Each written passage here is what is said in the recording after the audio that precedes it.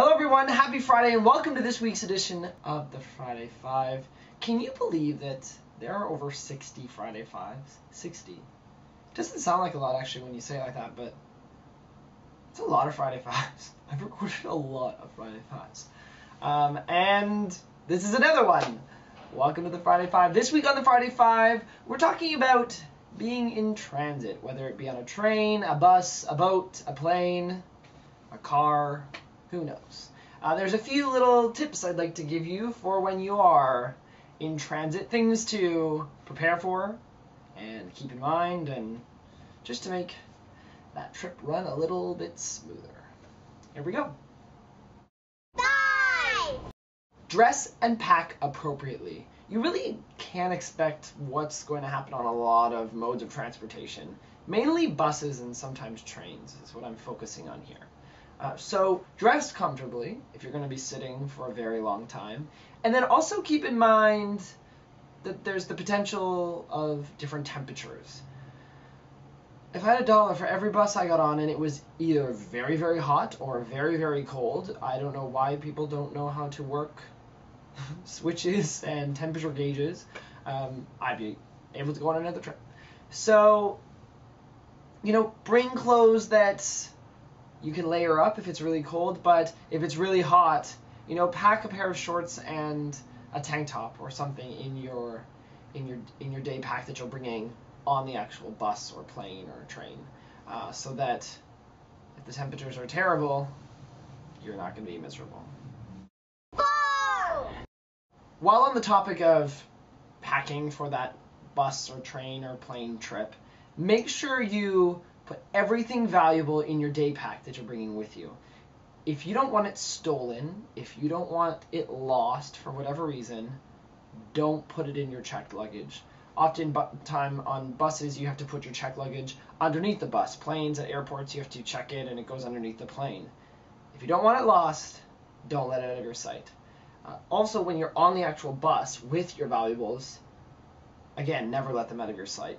I always, if I'm sleeping on a bus, I sleep with it in my arms, like it's a baby. Because it just takes a second and people put their stuff in the top of the bus, they shove it under their seat, they leave it on the seat next to them, and unfortunately, that's when stuff goes missing, and you don't want that to happen to you. So always keep it with you. Valuables, always stay with you. 3. Before you actually head out and are in transit, try to leave your bus or train or airplane, boat information with someone you trust. For the reason I say this is because in a case of an emergency, like the earthquake and tsunami in Japan or the earthquake in Christchurch, whatever it be, that way you're going to be a bit more traceable. If also your plane goes down, God forbid, or your bus goes over a cliff, if no one knows you're on that plane or bus, no one will really know to go looking for you, especially if you're in a very, very different place where, say, they don't speak English and you're kind of a foreigner by yourself. It's just better to have that information with someone so that your embassy or friends or family can find you.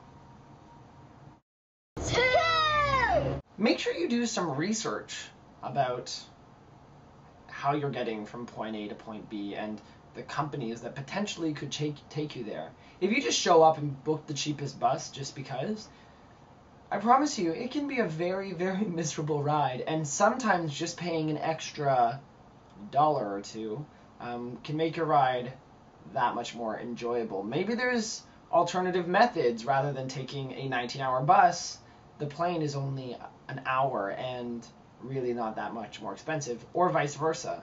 Maybe it's worth taking a very long bus ride and taking that bus ride during the day because there's going to be beautiful scenery, etc., etc. So do some research. Also, really, when you're booking your ticket, think about where you want to sit. If you're, going on a plane and you have long legs, you're going to want a little bit more leg room. When you're riding a bus or a train, don't sit near the bathroom. Don't sit near the bathroom. Try to find a better spot. Or don't sit underneath the air conditioner. So many buses. I was like, oh, I'll sit at the back. Best seat ever. Not really. Sat at the back, and the back of the air conditioning was blowing down on my face. Julia went through that one with me. And what else? Yeah, just do your research. Make sure you're with a good company that's going to get you there, and you're going to enjoy the experience, or at least as much as possible. 1! And last, and definitely not least, this is the most important thing to me, and I always went prepared. Bring food. Bring things to nibble on and to eat along the way. Because when you're on a 19-hour bus, well, A, you might not stop for a long time. They might not be giving you food. And usually tourist rest stops, whether it be on a bus, a train, in an airport, food is always way more expensive. So it's financially in your best interest to bring some food with you. Or there might not even be food. You might get there and everything's gone, or all they have are some chips and you're craving something. Water. Always bring water with you. Sometimes they only had little ones and you were so thirsty. So bring food so that you're not hungry on your long trip, and so that you can save money by not buying at the little rest stops. And there you have it, yet another Friday 5. 5 tips for being in transit, riding planes, trains, and automobiles, and how to get there a whole lot happier. This concludes this week's edition of the Friday 5. I have a good Friday 5. I thought of it while recording this one, and I had to stop myself because I almost gave it as a tip and realized it's way better in its own Friday 5. Let's just say it may have to do with bathrooms. So we'll see you next Friday. Have a great weekend. And if you have any ideas for the Friday 5, send them my way through the contact form. Be well. Ciao. 1, 2, 3, 4, 5. 1, 2, 3.